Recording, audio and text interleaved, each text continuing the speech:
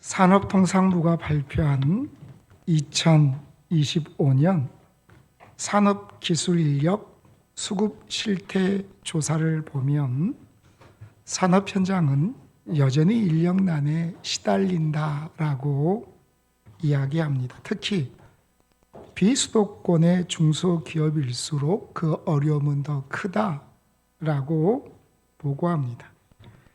그런데 동시에 청년층의 고용률은 OECD 가운데 매우 낮은 수준을 보이고 있습니다. 한쪽에서는 일자리가 없다라고 이야기하고 한쪽에서는 일할 사람이 없다라고 이야기하는 것입니다.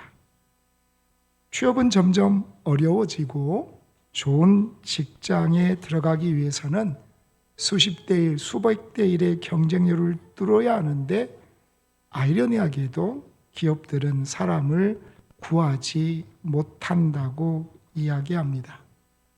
사람은 많은데 일할 사람이 없고 일자리는 있는데 갈 사람이 없는 이것이 이 시대의 모습이 되어가고 있습니다.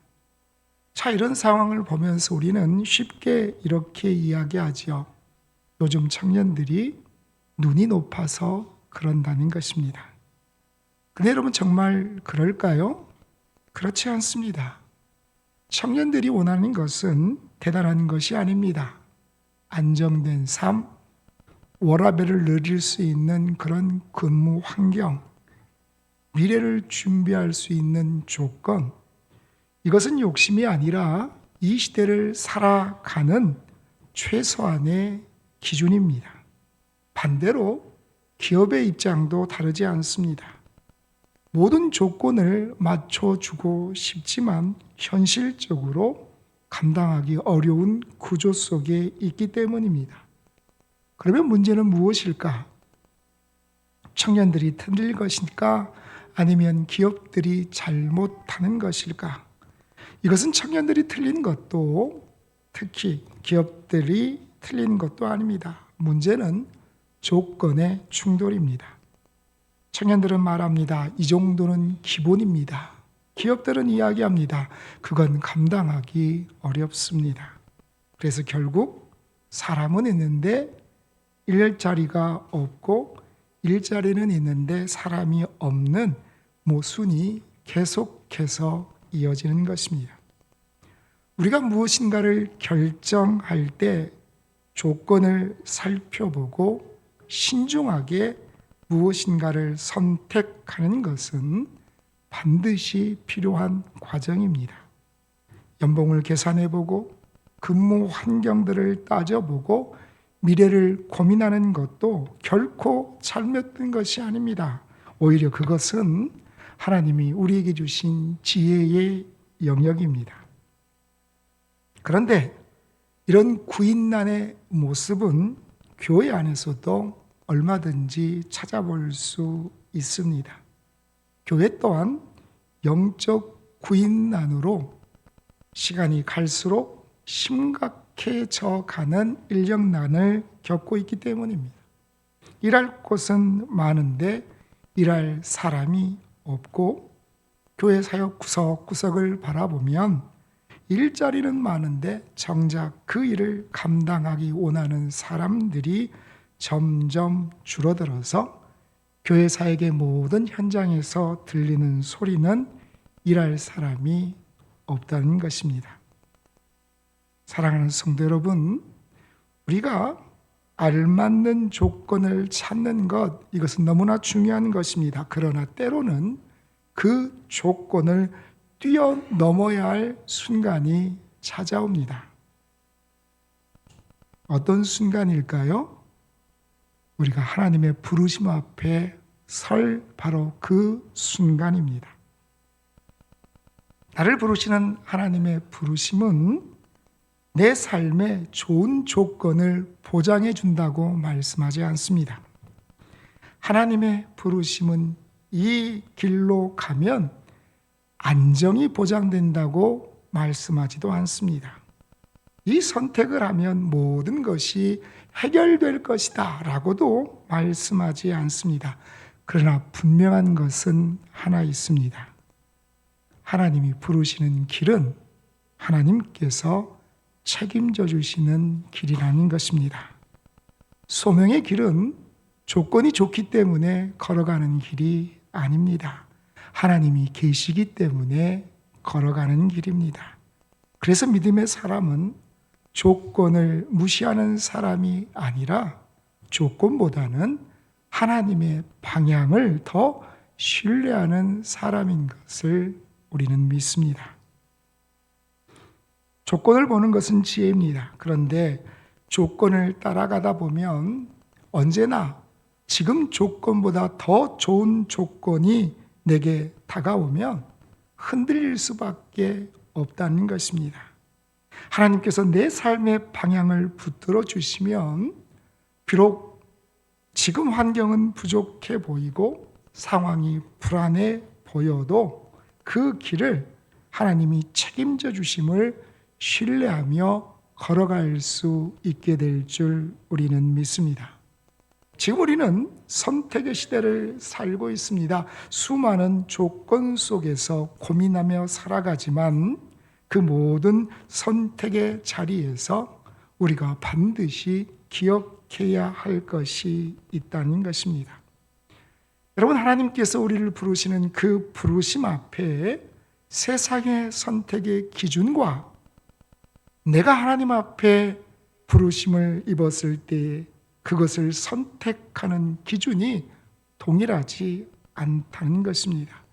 만약 우리가 세상의 기준으로만 하나님이 부르시는 그 부르심을 바라본다면 우리는 결코 하나님의 부르심에 순종할 수 없습니다. 우리는 이 일이 나에게 유익인가, 손해는 없는가, 감당할 수 있을까 열심히 계산하려고 하지만 신앙의 길은 편하기 위하여서 가는 길이 아닙니다. 어려우면 피해가고 손해보면 멈추는 길이 아니라는 것입니다. 이사야 선지자는 하나님의 부르심 앞에 어떤 대답을 했을까요? 이사야 6장 8절 상반절 같이 읽습니다. 내가 또 주의 목소리를 들으니 주께서 이르시되 내가 누구를 보내며 누가 우리를 위하여 갈고 하시니. 하나님이 말씀합니다. 내가 누구를 보낼꼬라고 말씀하신다는 것입니다. 하나님께서 하나님의 일을 위하여 누구를 보낼까 고민하는 이 목소리는 비단 오늘 이 시대의 문제만은 아니었다는 것입니다.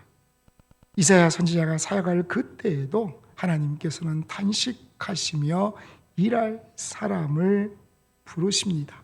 내가 누구를 보낼꼬? 이 말씀은 하나님께서 보내기를 원하는 사람은 누구인가? 라는 질문을 우리에게 던져주고 계십니다. 하나님이 원하는, 하나님께서 어떤 일을 맡기려고 하실 때에 하나님께서 원하시는 사람은 어떤 사람일까요? 하나님께서는 사명을 가지고 나가는 사람을 찾고 계십니다. 여러분, 사명이라는 이 한자어가 어떻게 되어 있습니까? 요즘의 MZ는 한자를 배울 그런 기회가 없었기 때문에 정말 기초적인 한자도 무슨 이건 외계어인가? 라고 바라본다 그래요. 그래도 우리는 한자를 병용하여 사용하는 문화이기 때문에 여러분이 사명이라는 한자를 풀어보면 심부름 사자의 목숨 명자입니다. 무슨 말일까요? 심부름을 할 때 뭘 걸으라고요? 목숨을 걸으라는 것입니다. 여러분, 누가 여러분에게 심부름을 부탁하면서 이건 목숨을 걸어야 하네. 그러면 여러분들은 그 심부름을 하시겠어요? 제가 신방을 하면서 가장 크게 도전을 받았던 그런 고백이 있는데 한 권사님이 이렇게 고백하시더라고요. 기도의 제목을 나눴는데 자녀들에게 주일 성수를 목숨처럼 생명처럼 여기게 하옵소서. 이게 그 권사님의 기도의 제목이셨어요. 제가 그 고백을 들으면서 그렇구나. 우리가 신앙생활을 할 때에는 때로는 목숨을 걸며 감당해야 할 일들이 있다는 것을 기억하자는 생각을 해보았습니다. 여러분, 하나님께서 우리에게 무엇을 맡기실 때에 그것을 생명처럼 귀하게 여기며 일할 사람을 찾고 계시다는 것입니다. 그때 이사야는 뭐라고 대답했을까요? 하나님, 번지수가 틀리신 것 같은데요? 라고 대답하지 않습니다.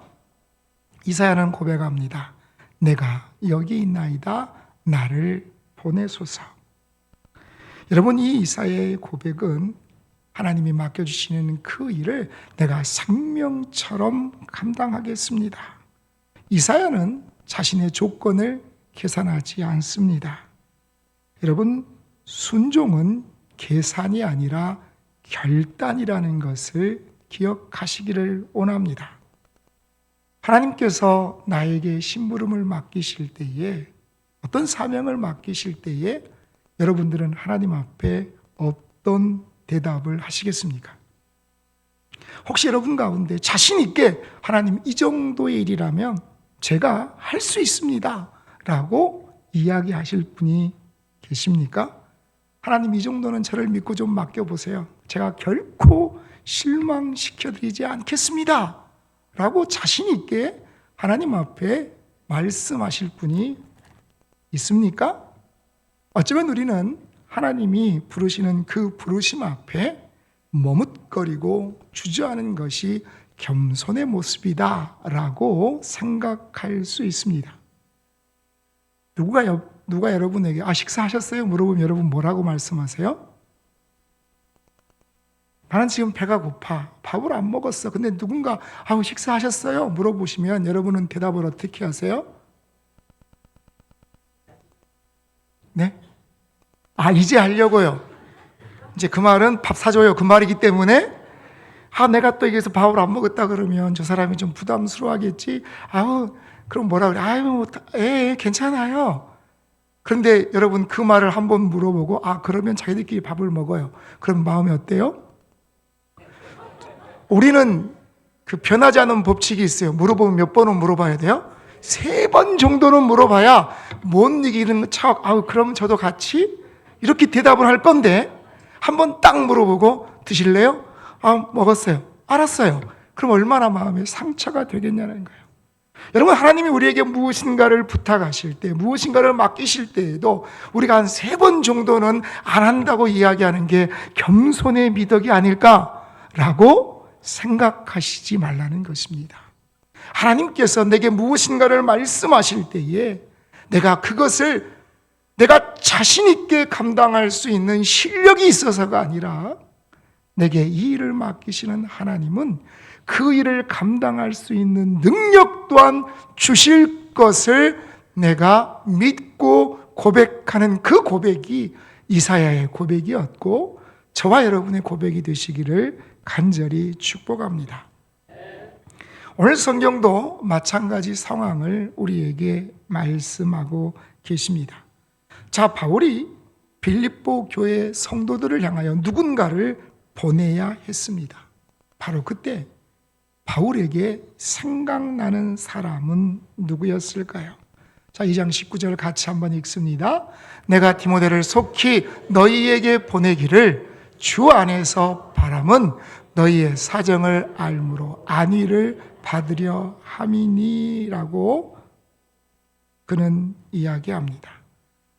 바울이 빌립보 교회 성도들에게 누군가를 보내야 했던 이유는 그 빌립보 교회 성도들의 모습을 들으면서 그가 안위를 받기 원했기 때문이었음을 성경은 말씀하시는데, 안위를 받는다는 것은 무엇인가? 나에게 활기와 용기를 얻게 한다는 바로 그 말씀입니다. 지금 사도 바울의 상황은 로마의 감옥에 갇혀 있고 많은 시간들을 통하여 그가 지치고 무기력한 상태에 빠져 있습니다. 여러분, 우리가 코로나가 한참 유행일 때 코로나 블루라는 유행어가 있었죠. 모든 사람들이 우울하며 살아갔던, 어쩌면 지금 사도 바울의 삶이 이런 심각한 우울감 때문에 너무너무나 어려웠을 때 빌립보 교회 성도들이 하나님 앞에 신실하고 그들이 정말 열정적인 모습으로 살아가는 그 소식을 듣는다면 내게 다시 활기와 용기를 줄 것이다 라고 그가 생각을 하면서 누군가를 보내려고 할 때 사도 바울이 생각한 사람이 있습니다. 여러분, 다시 한번 19절을 읽을까요? 내가 디모데를 속히 너에게 보내기를 주 안에서 바람은 너희의 사정을 알므로 안위를 받으려 함이니. 사도 바울이 생각을 했습니다. 누구를 보낼까? 그때 생각난 사람이 누구예요? 디모데라는 것입니다. 우리가 무언가를 일할 때, 야, 이 일은 누가 적당하다라고 딱 떠오르는 사람이 있지 않습니까? 없으신가요? 어떤 일을 해야 되는데, 이 일은 내가 누구한테 이야기하면 해결할 수 있어. 내가 누구한테 이야기하면 책임지고 일을 맡길 수 있어. 라는 그런 사람들이 떠오르잖아요. 마찬가지로 사도 바울에게도 이 일을 맡길 사람 생각했더니 떠오르는 사람이 있었다는 것입니다. 누구였어요? 디모데였어요. 평상시부터 눈여겨보았던 사람 디모데. 여러분, 왜 사도 바울은 디모데를 생각하게 되었을까? 디모데는 바울이 2차 전도 여행을 할 때 만난 소중한 동역자입니다.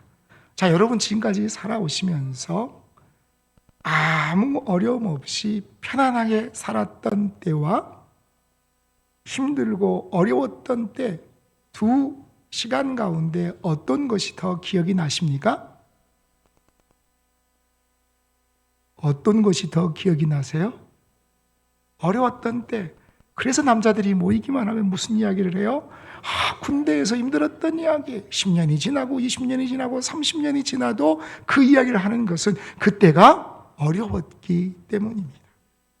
목회자들도 여러 사역지를 섬기다 보면 어떤 것이 가장 기억에 날까요? 네? 힘든 곳? 기뻤던 곳? 가장 처음에 사역했던 곳이 가장 기억에 남을 것이고, 또 힘들고 어려웠던 시간들을 함께 한 마음으로 이겨냈던 그곳이 마음에 남을 것입니다.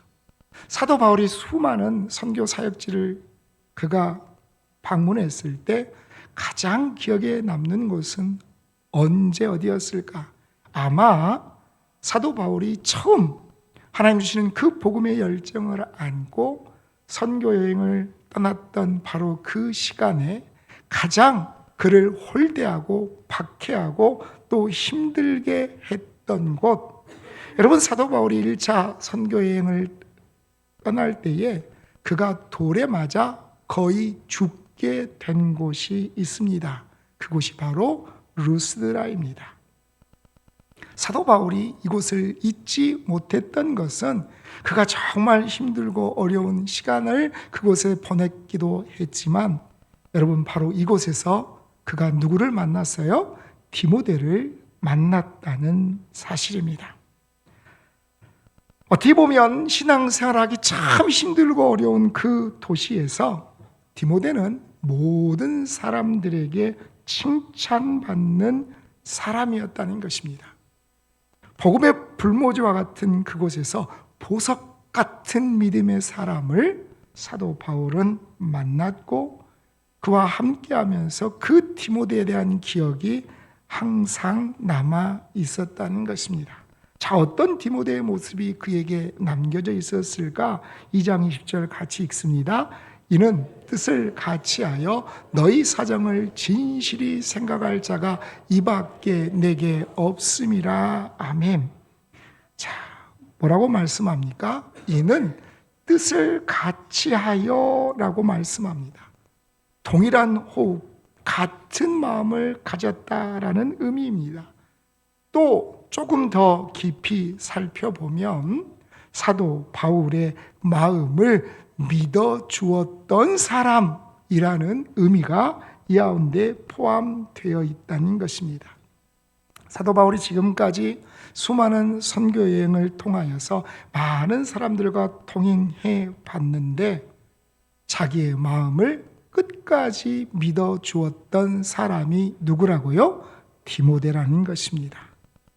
늘 한결같은 마음으로 사도 바울을 신뢰하며 함께 사명의 현장을 걸었던 사람 디모데. 예수님께서 제자들을 3년 동안 훈련시키셨던 이유는 그들이 같은 마음을 가지고 사역을 감당하기를 원하기 때문이셨습니다. 교회 모든 성도들이 같은 마음을 가질 때에 어떠한 힘들고 어려움도 넉넉히 이겨낼 수 있는 것처럼 사도 바울이 자기를 믿어주고 자기를 신뢰하는 사람 디모데를 생각하였던 것은 어쩌면 당연한 모습입니다. 여러분, 교회 안에 아무런 갈등이나 어려움이 없는 교회는 사랑이 충만한 교회이기 때문일까요? 여러분, 교회 안에 아무런 갈등이 없다. 그것은 아무 일도 하지 않기 때문입니다. 아무 일도 하지 않으면 갈등이 일어날 필요가 없습니다. 이 말은 무엇인가 새로운 것에 도전하는 교회는 그 안에 늘 크고 작은 갈등이 생겨난다는 것입니다. 하지만 그 갈등을 서로 같은 마음으로 서로가 서로를 믿어주고 함께하는 교회는 어떤 갈등이 찾아오더라도 그 갈등을 넉넉히 이겨낼 수 있음을 기억하시기를 소원합니다. 여러분, 누군가 나를 전적으로 믿어줄 수 있는 사람이 있다는 것은 아무리 사람들이 나를 비난하고 원망해도 끝까지 나를 포기하지 않고 믿어주고 신뢰할 수 있는 사람이 있다는 것은 얼마나 큰 축복인지 모릅니다.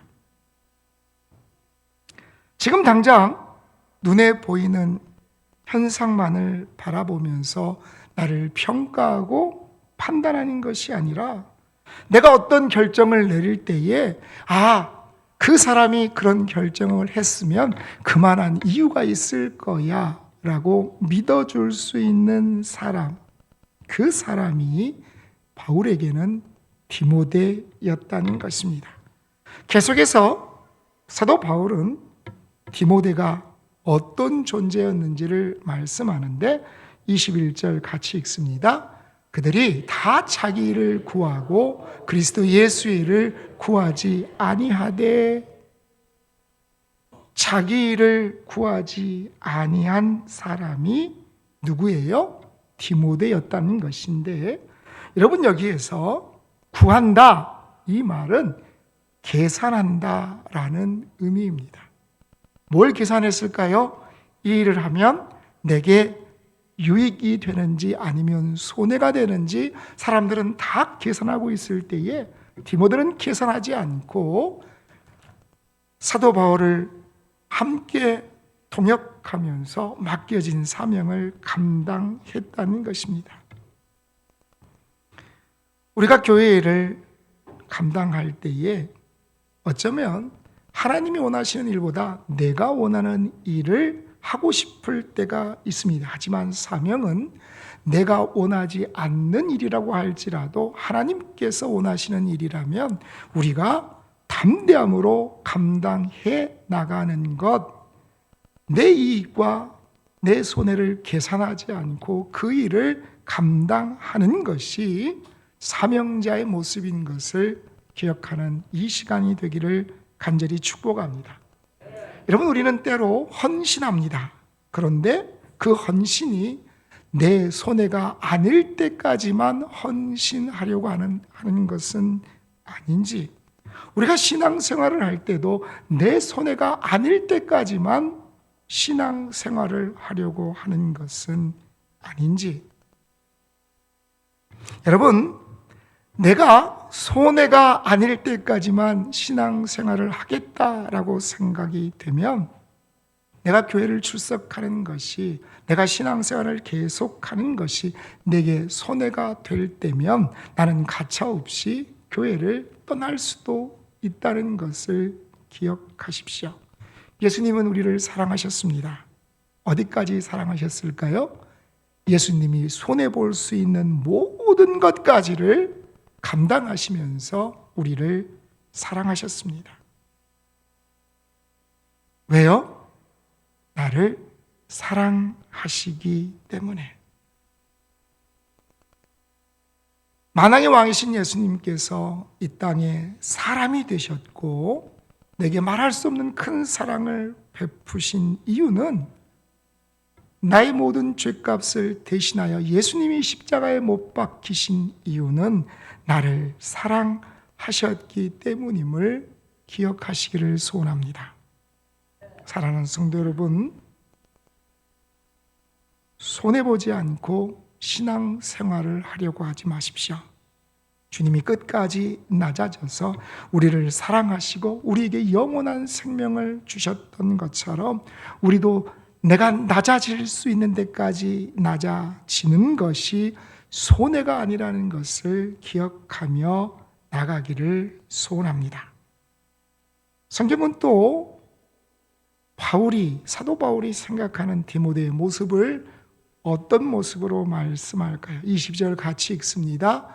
디모데와 연단을 안 하니 자식이 아버지에게 함같이 나와 함께 복음을 위하여 수고하였느니라. 아멘.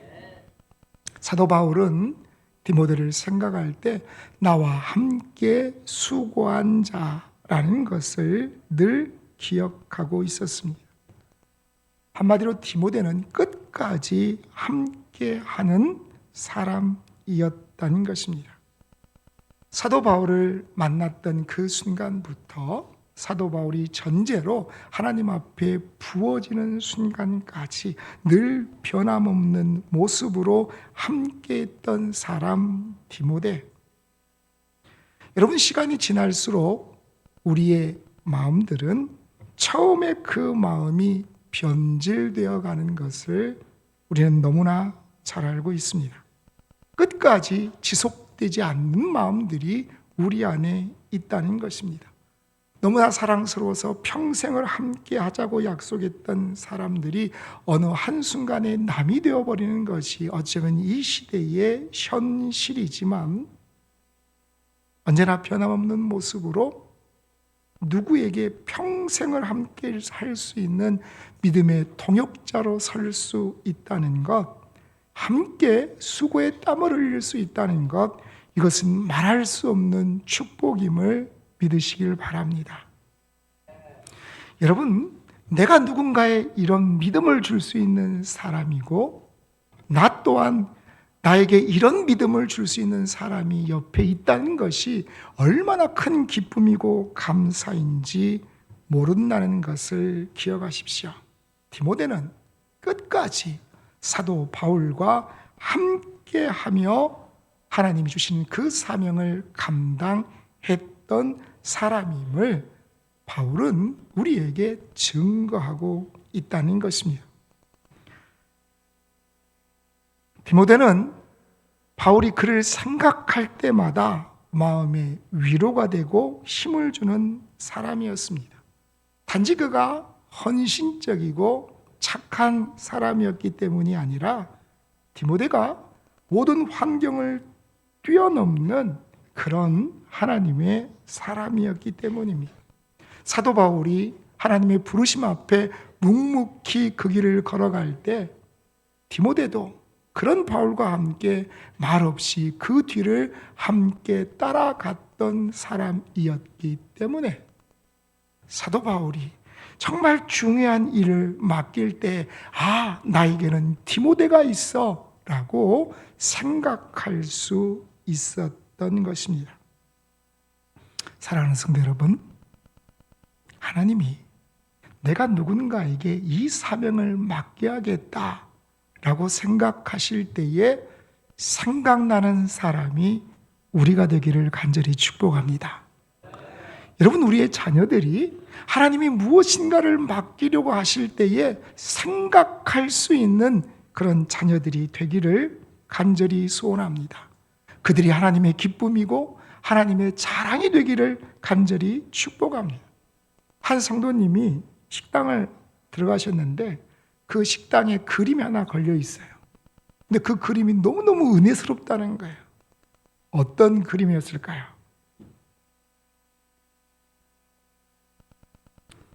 랄프 고작의 웃으시는 예수님이라는 그런 그림인데, 왜 이 그림을 발견하고 너무너무 기뻐했냐면, 성경을 아무리 봐도 예수님이 웃으셨다는 표현이 없더래요.